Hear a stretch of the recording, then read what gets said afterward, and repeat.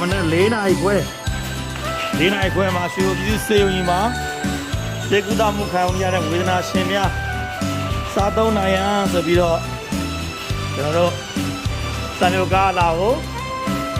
ဟုတ်ပါနော်စောင်းဆိုင်နေတဲ့ပုံကြီးဖြစ်ပါတယ်ခင်ဗျာစံမျိုးကားလေးရောက်ရှိလာပါပြီခင်ဗျာ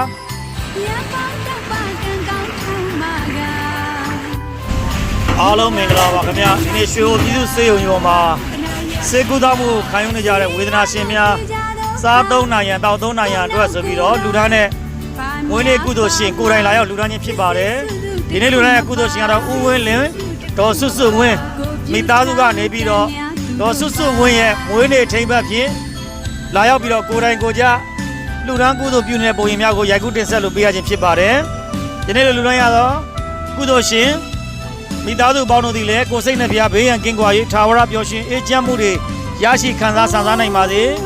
ဒီနေ့မိုးနေ့လူရှင်လေးလည်းတက်တော်ကြကြောရှင်၍သာသနာပြုနိုင်ပါစေလို့ဆုတောင်းမေတ္တာပို့သလို့ပေးလိုက်ရပါတယ်မိုးနေ့လူရှင်လူသားအပ်သောအာဟာရဒါနများကိုလာရောက်သုံးဆောင်ကြသော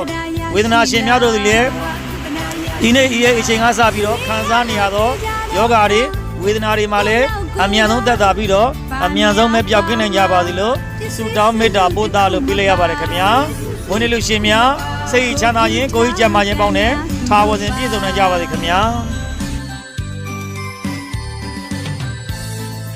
ဝိနည်းချိန်မှအနေနဲ့ဒီနေ့မေခစေယုံရှိမှာလူရမ်းပေးတဲ့ပုံရိပ်မြင်ခွင့်ဖြစ်ပါတယ်ခင်ဗျာ